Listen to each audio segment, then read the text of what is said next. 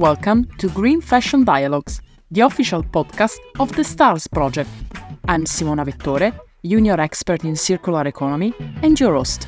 Stars is part of the Erasmus Plus program, co-financed by the European Union. In this new episode, we are thrilled to welcome Dinie Van Den Heuvel, a designer, educator and author. Together, we'll explore her experience as a designer and gather practical advice to make your brand more sustainable and mindful of both people and the planet. We'll dive into well-known and innovative fabrics, as well as the importance of pattern making, a topic she elaborates on in her books. Additionally, we'll discuss how the European fashion system is increasingly becoming out of fashion in many aspects. Shall we dive in?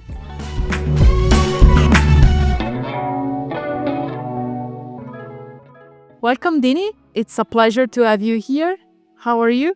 Hi, Simona. Thank you. It's wonderful. I'm doing well today. And yourself? Very good. Thank you. I'm honored to have you here in our podcast. But first of all, I would like to ask you to introduce yourself and to share your journey into sustainable fashion. So yes, my name is Dinie Van Den Heuvel. I have been working in sustainability for about 17 or maybe even 18 years now. I have I ventured into it because I came from high-end luxury fashion. I was working for fashion designers, and I mean, my dream and my fantasy was always to work in fashion already from when I was very, very small. And then I got to see the industry, and this was an awakening, let's call it like that. And so more and more I started looking into how this industry could evolve into something that was equally beautiful on the inside as on the outside. And that has been a journey of discovery and ongoing discovery. Absolutely. Could you tell us what this means to you? I realized quite a while ago, I do a lot of teaching, and I get a lot of questions, and nobody really wants to make fashion that is very bad and very harmful for the planet or for other people. Nobody really sets out on that mission. Everybody wants to do well, but there's so much insecurity or misunderstanding or fear of doing it wrong that it's either paralyzing and that people don't investigate anymore, or it's overwhelming and they feel lost, or it's so overwhelming that people feel that they can no longer just freely create.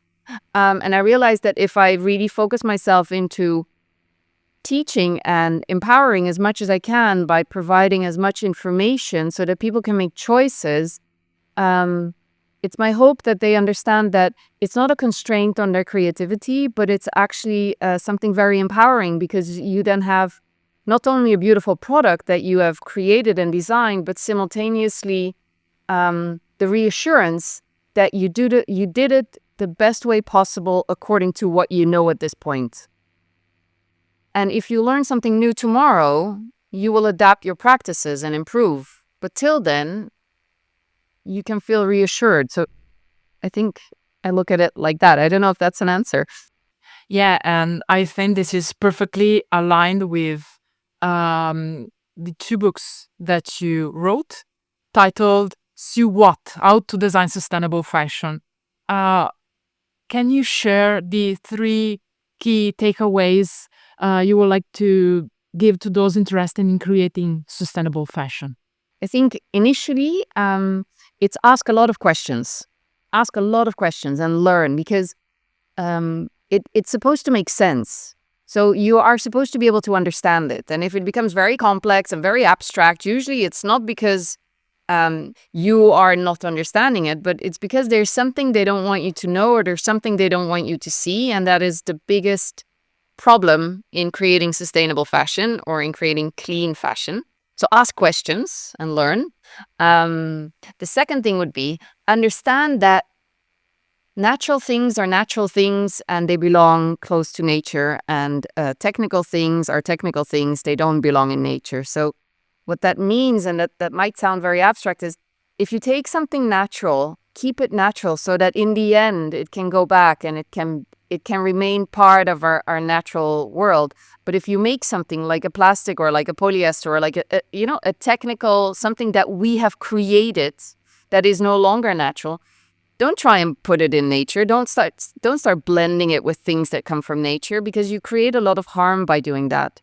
And that if you think that thought really through, that means you don't start blending wool with polyester, or you don't start blending,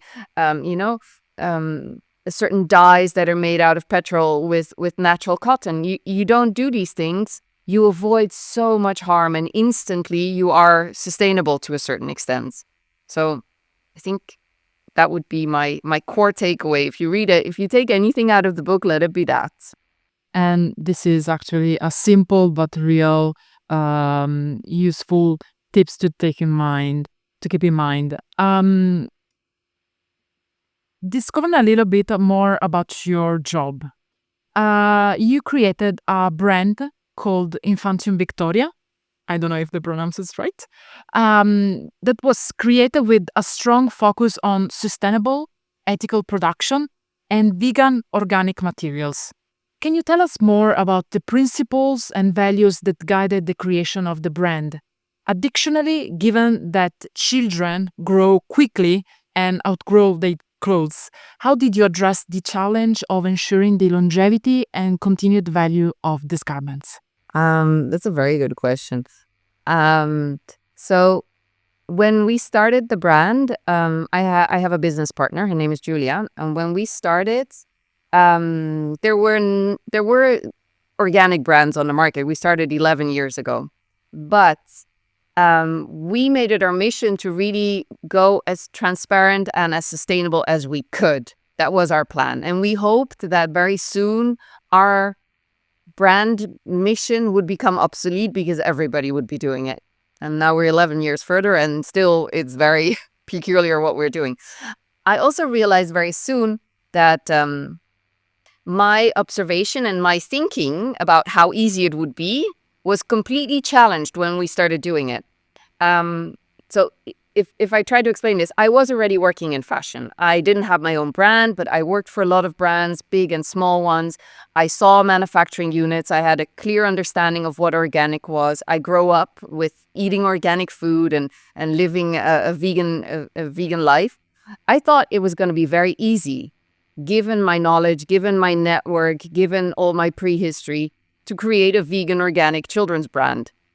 And what I found out along the way is that, first of all, it is so much harder than you think. But then secondly, it's so much harder not on the points you might expect, but on completely different points. So I thought making a vegan brand would be easy, but actually that is so absurdly hard.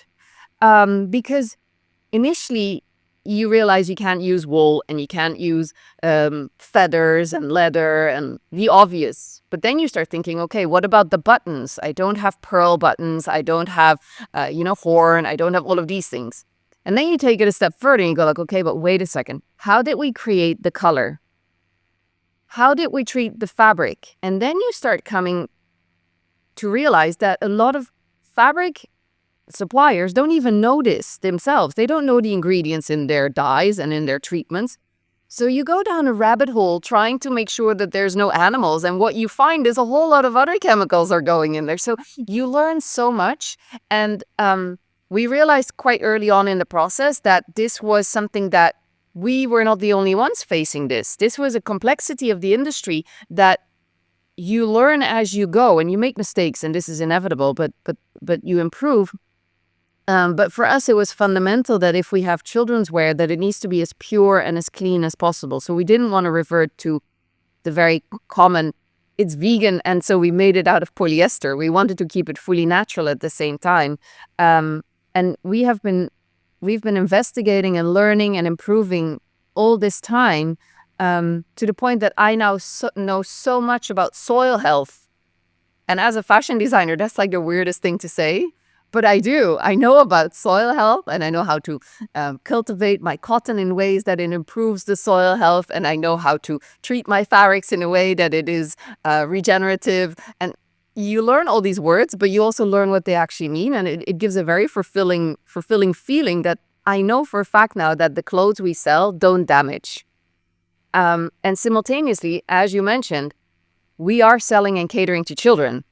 First of all, we try to tell them the message behind the clothes and about sustainability, and children understand it instantly. For them, this is so logical. It's organic, so it saves the bees because there's no pesticides. They go like, of course.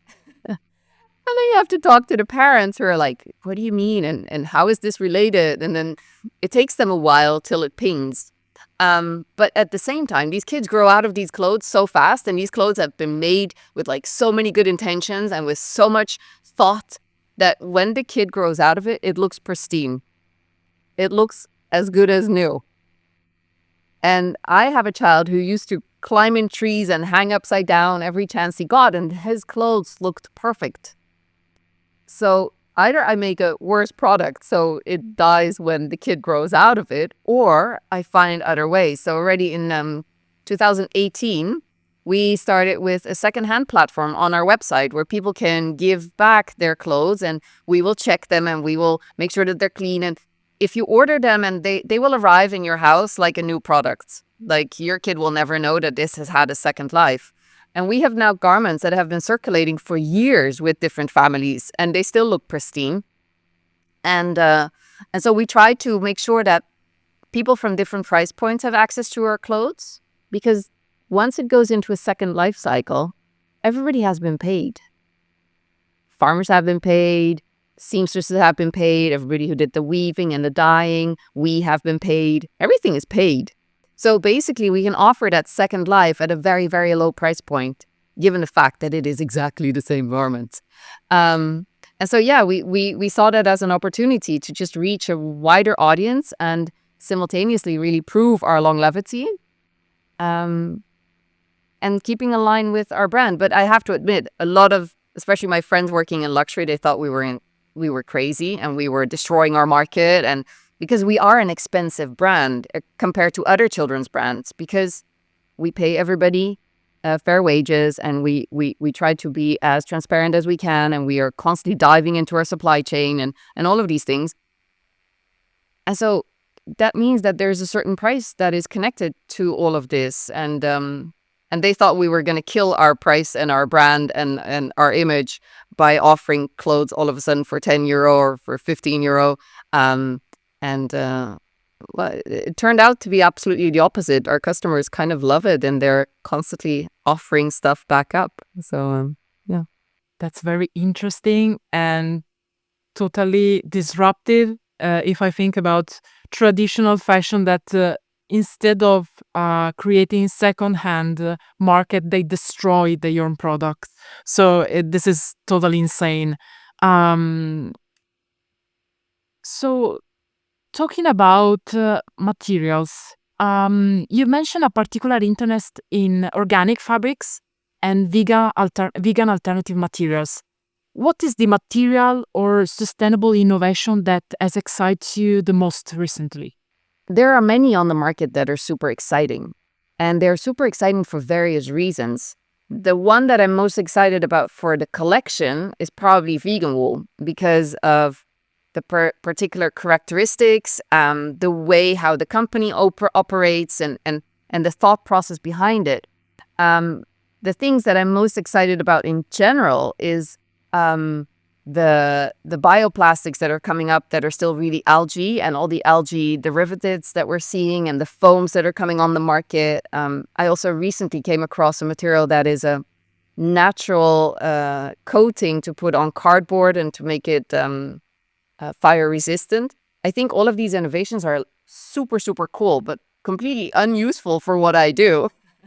But because I work so much with other brands and with students, I love watching all of these different spaces happen, because I see them also being then applied in other brands and in other fields.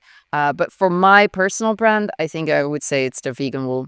It's a material coming from India, from a very small company called Fabor, and they have been innovating and trying to make this fabric work for, I think now for 10 years, and they have cracked the code in terms of They took a plant, which is basically a milkweed, so it's basically something that grows everywhere, wildly and abundantly all over India, and they wild harvested this plant and took the stem fibers and the pod fibers, and they made it into a fabric that reacts like a cashmere. It's a cashmere warmth that it gives to the body, but it also has the same, if you look at it under a microscope, it reacts the same. And so it has air pockets in the fibers, and it's something that people don't have allergies to. And it's wonderfully soft and fluffy. And people are always shocked because if you look at the material, it's depending, of course, on the weight you buy. But if you buy the first version they brought on the market, it's almost sheer. You can see through it, and it keeps you so warm in winter. It's amazing.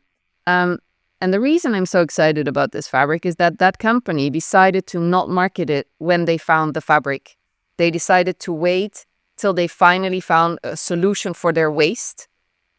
And only then did they start into production. And I think that's a beautiful way of showing how we should be doing innovation. I think innovation is key, and I think it's part of the human nature that we keep inventing new things. But I think what makes their case so fascinating is that they only decided to push the innovation to market when it was a complete, beautiful story. And very often you see innovation happen, and then immediately we get over ambitious and we hurry and we throw it on the market, and then later we realize the problems we're causing. And they were very, very cautious of that, and they were hesitant to actually start bringing it to market till they figured all the aspects out. I think that's probably why they have a very special spot in my heart, and I love their work so much. Yeah, innovation is always thrilling, and considering the innovation in the fashion industry in the past century that are synthetic materials. Do you think and they are still widely used in the fashion industry due to their affordability and durability? So what role do you think they could play in a more sustainable future, and how can we mitigate their environmental impact, if there's any possibility? I think that's a very interesting question, also because I think about it a lot, because I think we have to take a step back and ask ourselves, what is the product we're making, and what do we need to have that product be successful? Because there are certain products that if we make them out of natural fibers, they will just not do what they're supposed to do. And it's very hard to get them to do what they're supposed to do. So why not keep those synthetics for those kind of products? And then, yes, we have to find out ways of mitigating their impact. And yes, we have to recycle them. And yes, we have to find ways of separating them from the others. But the first question is, how much of it should we be using? And I think for the moment, every report says we're over 60% of synthetics on the market. That is absolutely not necessary in any way, shape, or form. And we have to bring that way down as a first step. And then, yes, we can discuss, do we need it, and for what do we need it, and how can we treat it? But I have to admit, I'm not a specialist at that. We try to avoid it wherever we can because of the imprint it has. And I think for the moment, with all the new legislation coming out, recycled polyester is becoming omnipresent. And people underestimate that recycled polyester does not automatically mean that this is old polyester made into new polyester. This very often is either PET, bottles, plastic bottles turned into polyester, or other things. Majority of the time, it is not polyester being made into new polyester. I hope that changes, but for the moment, it's not. So it's a transformation from a different kind of industry. We're taking plastic bottles away from being recycled into plastic bottles to turn them into textile, and then we're kind of stuck with it.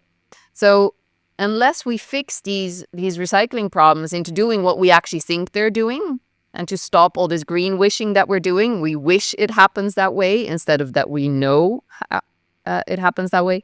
I think we should try to be very, very careful with what we use it for and how much. Yes, and also considering the fact that recycling in textile is still not a solution. It's expensive, it's complicated, so we cannot hope to solve the problem with the amount of textile that we produced in this way, isn't it? Absolutely true. And I think people love to believe that recycling works and textile recycling works. And yes, we have the knowledge today to recycle a number of fibers. But as long as virgin polyester is cheaper than recycled polyester, and as long as all these incentives are not properly in place, we're not doing it. And then, as long as we, consumers, we, people who love fashion, don't make a habit out of making sure that garments that we no longer want, for various array reasons, as long as we don't distinguish or separate between those that actually somebody else would want and those that are just simply broken or the lining is broken or God knows what, and we have to discard them. And I know this is mentally painful to do because you have to realize that you broke it and you're unwilling to fix it. So you cannot donate it and hope somebody will fix it because it doesn't happen. You then have to give it to somebody who will recycle it. And those flows are not in place. In Belgium, there is not a single place where you can go with your broken textile that will then go into recycling and into fiber-to-fiber recycling. You can donate it together with all the clothes, but then there's not enough manpower to sort all of these clothes, distinguish between, yes, this has economic value in terms of like somebody will want to buy this garment and wear it, and all the others. And so lots of it gets exported without being even filtered or separated. And it doesn't end up where it's supposed to end up. And we are back again to the same problems. But let's talk again about natural fiber. So natural bio-based materials are gaining attention as a sustainable solution. But in your opinion, can they realistically meet the high demand for clothing? And what are the key challenges in scaling their use? I think there it's very important to distinguish what we mean exactly with bio-based materials, because as I see it, but this is my very, very personal definition, there is almost like, how do you say this? Like a barrier. You have things that are natural and bio, and then we can make them into fibers. We can we can take algae and make them into a surface or into a bioplastic, but it will go back to being an algae. And if you add water to it, it will dissolve again, and it will remain a natural active element. And then there's a certain moment when you process it enough that all of a sudden it becomes something that will never go back to its natural state. It now becomes a processed thing. It will become a plastic made out of biological ingredients. And so the characteristics and the performances that it can yield are very, very different on both sides of this fence.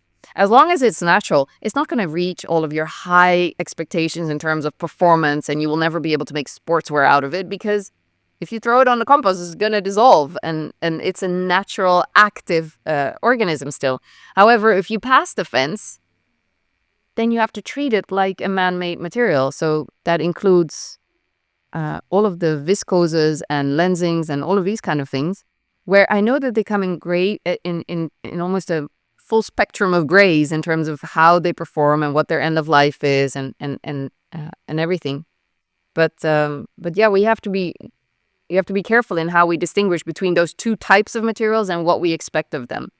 And I love how today we focus a lot on longevity and on making sure that garments live forever. But maybe sometimes I wonder, should we also not just focus on some clothes that just live very short and that are very, very clean, but they are meant to be dissolved almost, rapidly because the nature of the fiber that we're choosing, and maybe it's just not necessary. And if I'm going to make an outrageous design, do I really need to bother my grandchildren with it? Like, is this what we need as a society? Or can we just make it because it's going to be a fantastic night out and it's going to be wonderful and it's going to be a party of the lifetime and we will have pictures and memories forever, but the garment doesn't need to be there anymore? I think it's a thought process I very often play with because I find this, I love keeping things, but at the same time, I always wonder, do I need to keep this for life? Or can I live with the idea that it will just transform and continue living side by side to me? And maybe in the future become another version of a garment. I don't know.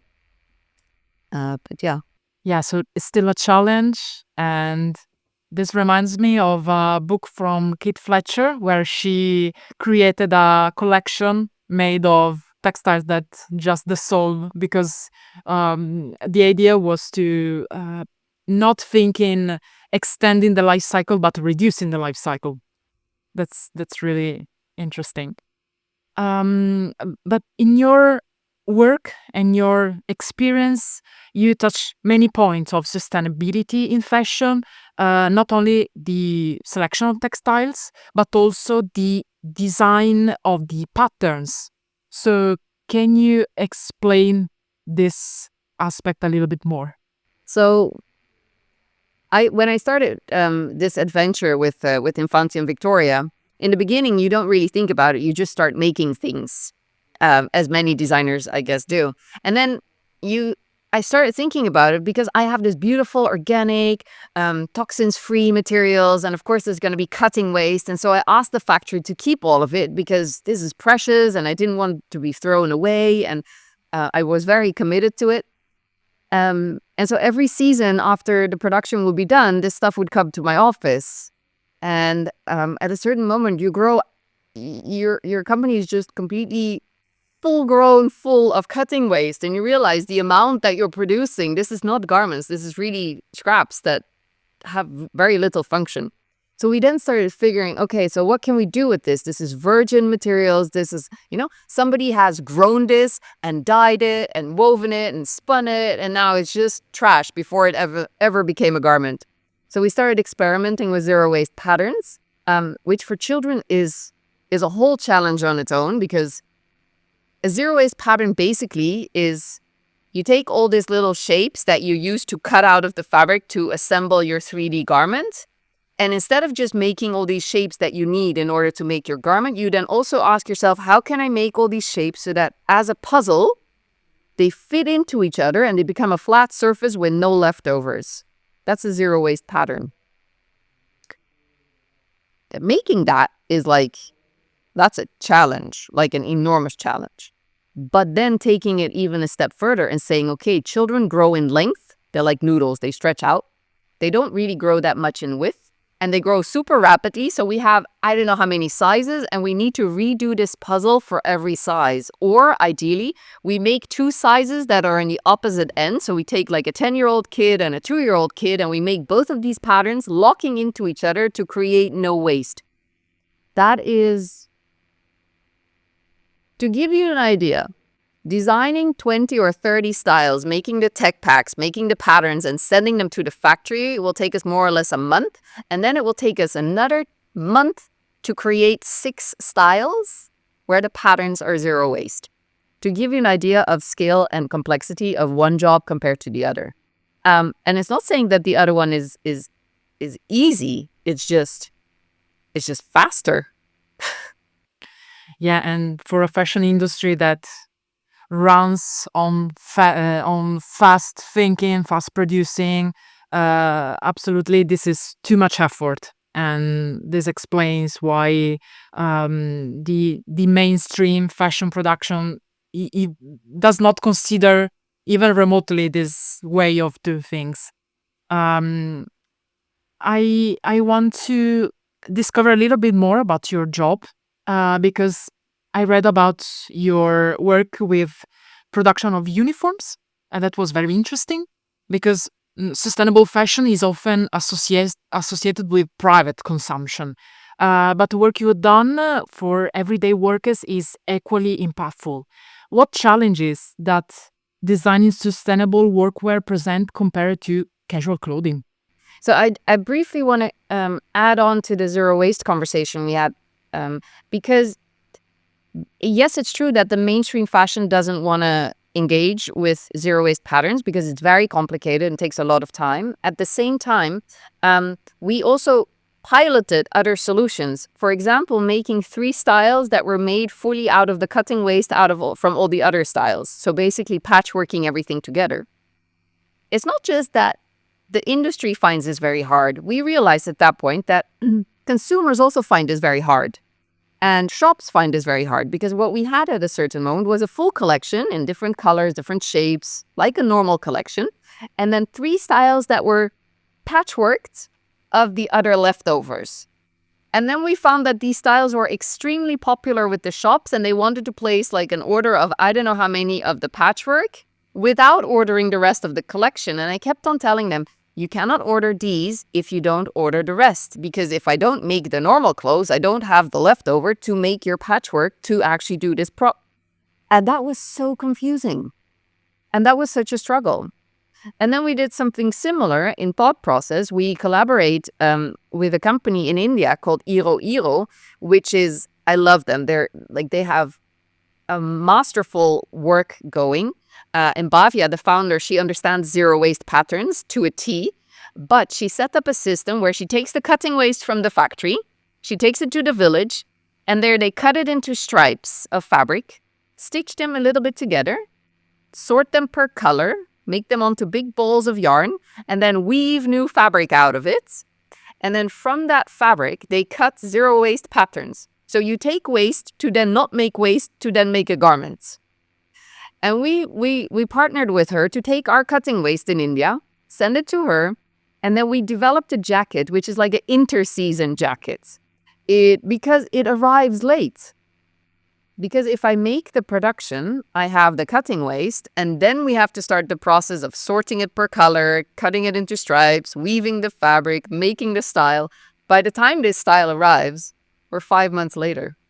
Nobody still remembers. So we now call them inter-season jackets. They just arrive when they arrive, and they're for spring or for fall, and they match previous season, but not 100%, but they are a way of making sure we don't have waste. But this is a very different mindset that you have to also communicate to your customers. You have to explain how these processes work, and anybody could do this technically. But you have to understand the logistics behind it and the thought process, and then you can come with these kind of solutions. If you're just focused on making lots of clothes and selling them, your life is not going to end up here. Like, this is not the solution you will find. But we were super, super happy when we found Bhavya, because honestly, this is exactly the same as what we have been doing here, except in another form. And I think this is always what it comes down to in sustainability. You can do the same thing in various different ways, and each way will have a different impact and a different result, but the thought process needs to match your values. This was our exploration of zero waste till this point, and we are now quite good at it, and we have been exploring it in various different ways. And I think many people are doing that, and also fast fashion is doing that. They're looking at reducing their cutting waste and have all these computer programs reducing it and cutting it as efficiently as possible. But there's only so much you can reduce without finding solutions for the waste, because it is there. And today it is still common that it's 15%. That's a lot. That's a lot of material that's just discarded. So yeah, it's a challenge. But at the same time, if you really think about it, this is free stuff. This is free material, because you already assume that it's going to be thrown away. This is money that you have already discarded. So if you can find a solution, you have free materials in a way. But to answer your question about the uniforms, I think it's very important to understand that I started this company, or I started that adventure 17 years ago. So I started doing the uniforms before I started the children's brand. And it was one of the first steps into sustainability, which at the time was very logical, because to make for a small brand one garment sustainable or organic or whatever, you need volume. And the one place where you can get easy volume is if you make a uniform, because they're going to order not one and not 50. They're going to order 500 or 1,000. And 17 years ago, when there were hardly any suppliers and there were hardly any manufacturers making these kind of fabrics, the only way to start experimenting with sustainability was making sure that you had an order big enough to meet the minima for these big companies. So what happened was we got a number of requests from companies that wanted to do something into sustainability. And they were looking at the easiest thing to change within their operations that would make them more sustainable. And a lot of these companies figured out that the first step and the easiest step is to change their uniforms without changing their big operations, without changing fundamentally something in how they produce their things. changing how and what they bought for their teams had a big impact. And so for a lot of these companies, that was their first step into a more sustainable, or one of the first steps into a more sustainable mindset. And so we did research for them on what sustainability meant for them. And we did calculations like I remember we had one case where we were working for one of the caterers of one of the biggest airports in the Netherlands. And they were doing catering all over, but also at the airport. And we said, okay, you buy all your fruit and veggies locally. And locally is 50 kilometers bird's flight. But what is local in textile? What kind of materials can you get? What do we grow in the Netherlands? What do we have in the Netherlands? And how can we make uniforms out of that actually meet your requirements, that do what you want them to do? And is that what we want? Is that the most sustainable aspect? Because your team is working indoors. Do I need to give them wool? That's not going to make them very happy. They don't need outside uniforms. Also, they're working in food, so they need to have certain hygiene levels. We need to be able to wash the clothes at a certain temperature. If I give you linen, it's going to shrink instantly, and then that's not very sustainable. So we tried to figure out what sustainability would mean for each of these companies, taking in their values and the technical criteria of what the clothing should be able to do. What are performance requirements? What is mandatory by the government, for example? And we took all of these considerations, and so what we made was vastly different from one company to another, based on all these things. And I think that's where I learned the most about sustainability, because it meant we had to re-question everything from the beginning. But we were very, very early, and we had wonderful customers and wonderful experiences. But at a certain moment, I realized that we don't have the systems to keep delivering small batches after the initial collection. So you make a full uniform, you produce the first run, and then they need 5 more of this and 2 more of that and 20 more of this. And we don't have the logistic system behind it to be able to provide that. So we were very happy to do the design process and to set the systems in place, and then to give it to another company to actually fulfill and continue these lines. And that's when I met Julia, and she invited me to start Infante and Victoria, and we left the uniforms more or less behind to really focus on what we think sustainability could look like. So we touched different points from textile solution to design of patterns, how to produce in big scale, in small scales.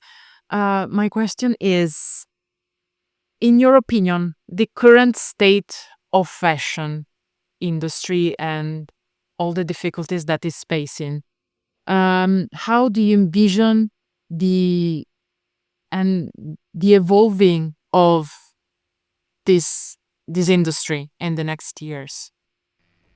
I find that a very tricky question, because we hoped 11 years ago that our mission statement would be obsolete by now. I really thought our industry would be moving way faster than it has. And I see a lot of interest in sustainability, and I see a lot of talk about sustainability, and I'm a very, very optimistic person. You have to be to work in this field. But I was in a shop yesterday looking at organic cotton t-shirts for $4. And I realized that there was no certification, and it said organic cotton, and people buy it thinking they're buying organic cotton, but this is not organic cotton at all, because there's no control over where that term is used and how. And it made me very, very sad, because statistics still say that only 1% of all cotton in the world is organic. And I'm thinking to myself, where is that other 99%? Because I don't see it anywhere. I go into any fast fashion shop and they're shouting at me about how organic they are and how much they're using recycled PET. And I know for a fact we're not producing that much, and we don't have that much recycled PET polyester. So where's all the other stuff? Nobody has that stuff anymore, supposedly.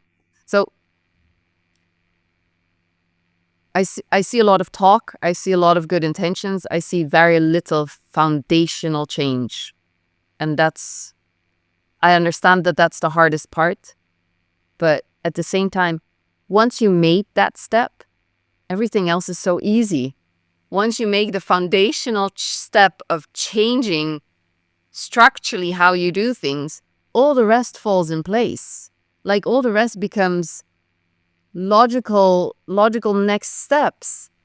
And I don't see that enough yet. Like I don't see that happening yet. There's so much talk and so much window dressing, and where people are very proud of the little thing they do. And I'm not saying we shouldn't celebrate that, we should, but we need much more structural change to actually make a dent in the problems we've created.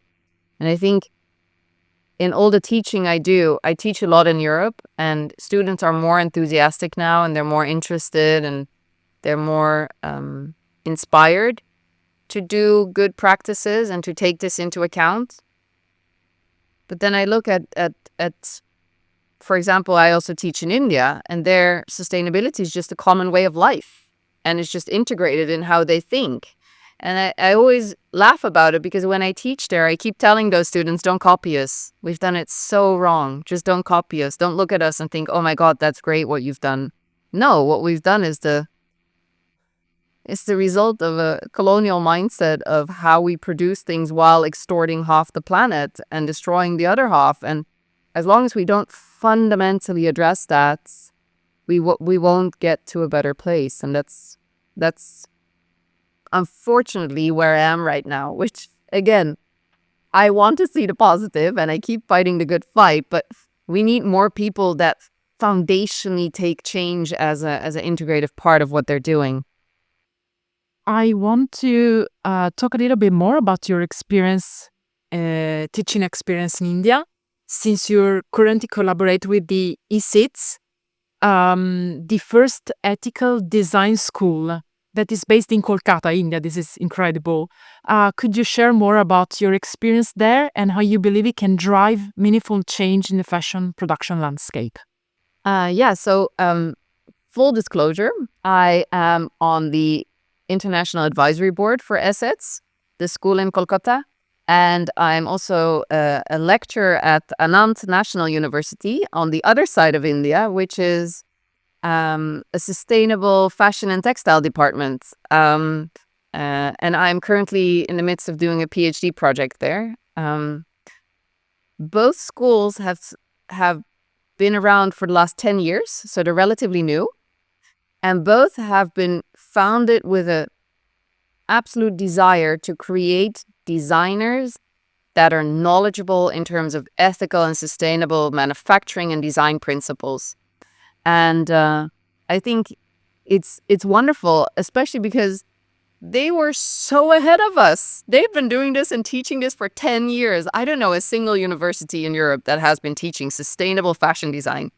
Like, sustainability is very often an option, or like a bonus course you can take, or it's like 8 hours in the third year, and it's like a little sprinkle at the end. And there it is, the foundation of the course in both cases. And I think that's why I immediately connected with both of them, and why I have been supporting them both by giving online classes, as by taking online interns, as by every time I go to India for our manufacturing, I pass by and I give classes there, because I think this is the way of doing fashion.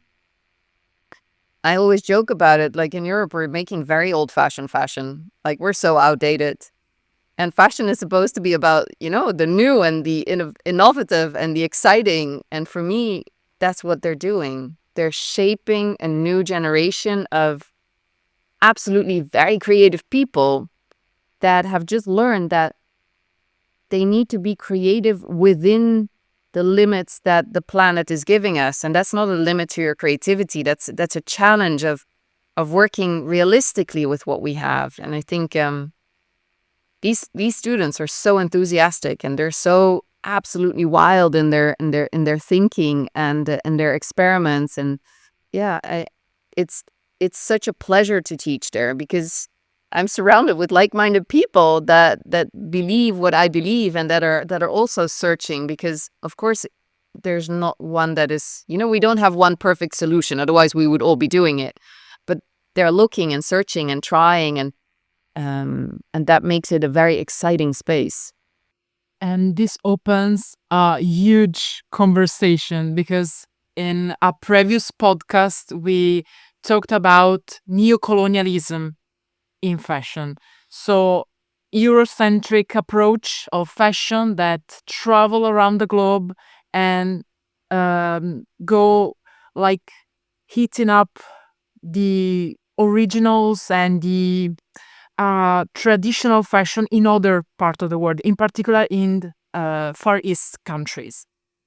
So how do you explain the fact that there in India, sustainability is a core value, while here in Europe, where we believe and we create the fashion with the major F, is still like a sprinkle at the end of the discussion, let's say. I mean, the really short answer is we're too rich. We have too much money. We throw away our stuff. We don't care. And we don't see what we destroy. We don't see the impact of the garment. We don't see who has been making that wonderful embroidery in India, who has been, I mean, these brands in Europe, high or low brands, it really doesn't matter. They produce all over the globe, and they usually produce in countries where people could never, ever, ever afford what they are making. So these people that are makers have no access to the market, what they're producing. And I think in India, the difference between how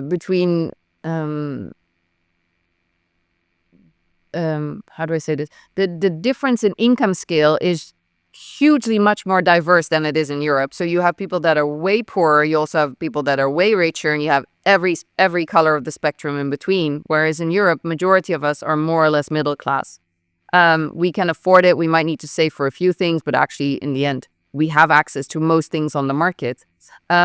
Whereas in India, it's very common that even kids that are coming from the top 10%, which is what I teach. I mean, I'm being very realistic. The kids that can go to the colleges that can pay the sums that, these universities charge. This is the top 20 or top 10%, depending on which school you pick, because some have a lower income bracket opportunity, but still.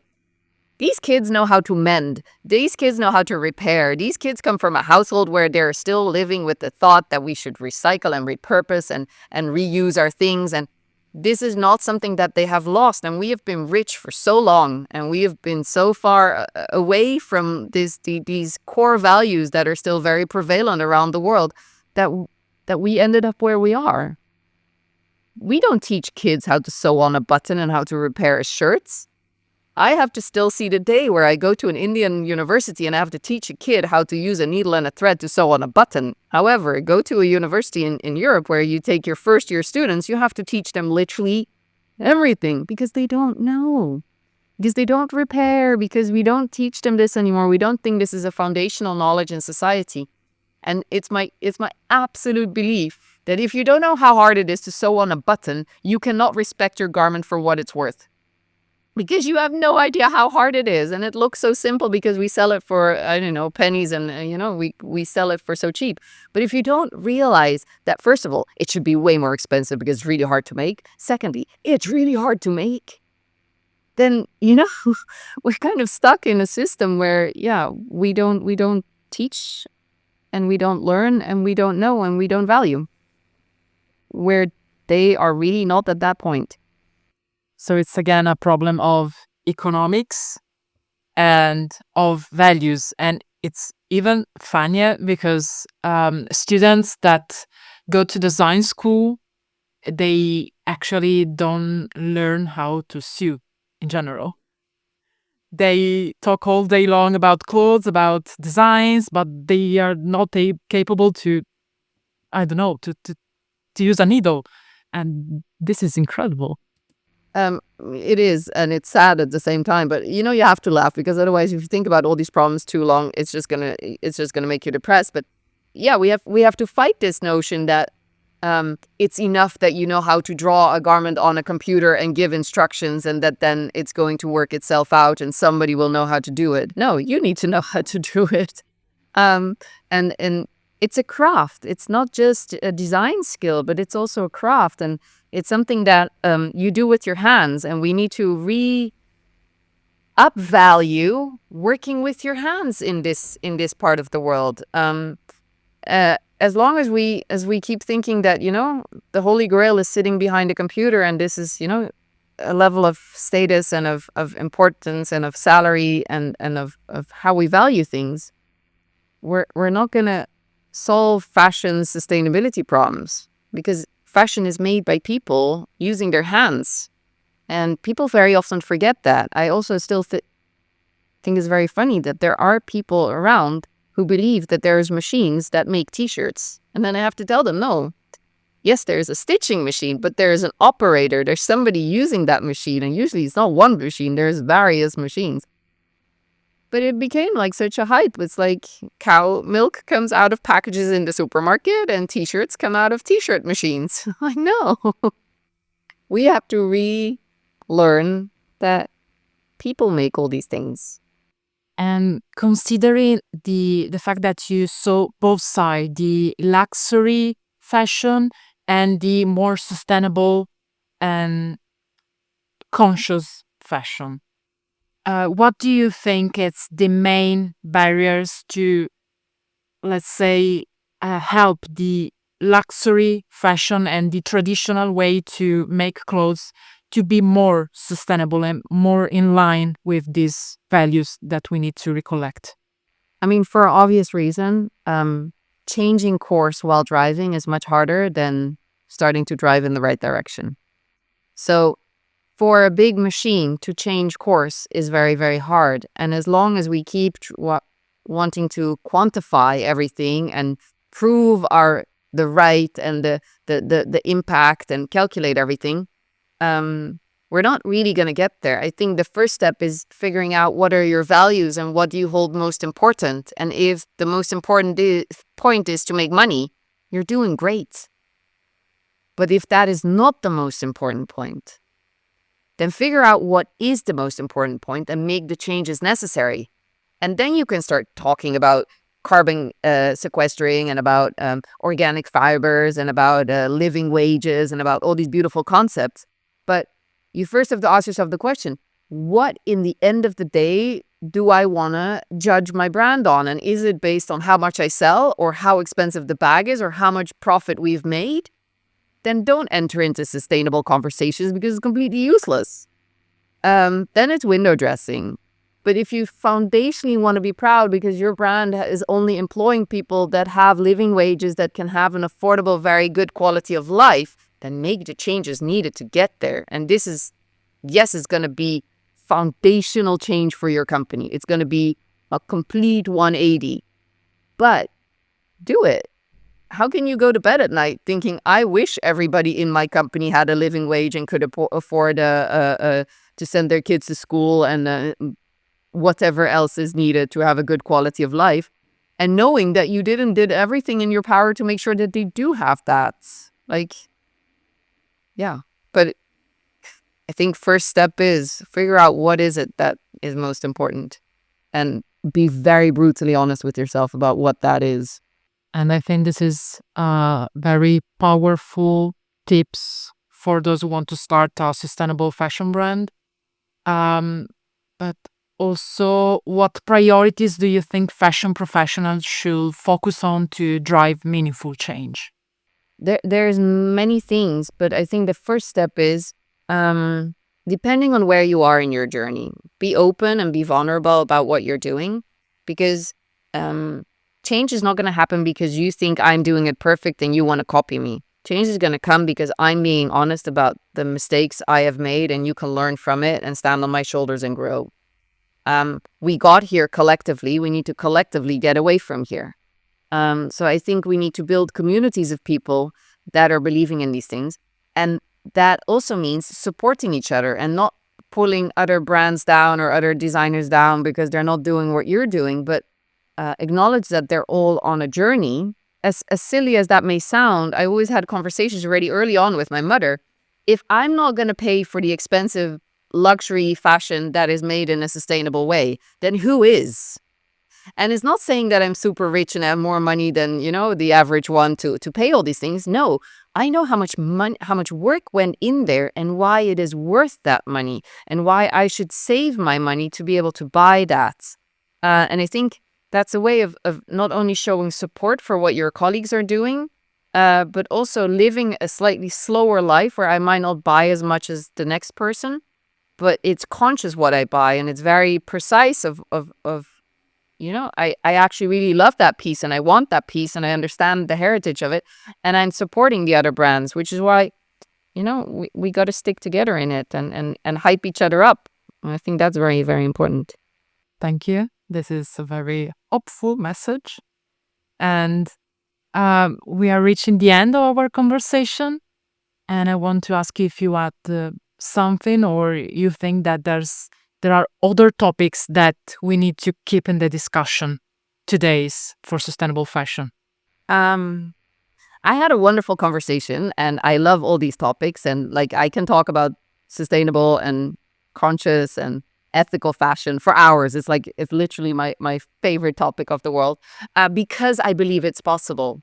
And I do believe that we human beings created this mess, which means we human beings can get out of this mess. I think it's just a matter of that we want to get out of this mess and we believe that the mess is the mess and that we believe that it is as bad as science tells us it is and we see in front of us that it is and that we then want to move out of it. And I think once we get there, it could go so fast. So I have to be very, very optimistic and I hope that, everybody listening has kind of the same mindset. We can actually do this. It's not unsurmountable. It's not impossible. It's just a matter of getting started and keep going. And I think what I see happening more and more, and I think that's wonderful, and I think that's something to watch for the next few years. I'm seeing more and more initiatives going field to fashion. And I love this, where people are saying, I know the farmer of the sheep next door that gave me X amount of kilos of wool, and now I'm going to the spinner next door and we're going to do all of it. And then I'm going to end up with somebody who's going to knit me the sweater, and together, collectively, I'm going to grow the things in my garden that might actually change the color of my garments. We're looking back at what is local, really local, for fashion. Not per se for uniforms, but for fashion. And I think that's something to watch because I love that initiative and I see it happening around me. It makes me very, very excited. But thank you for this great conversation.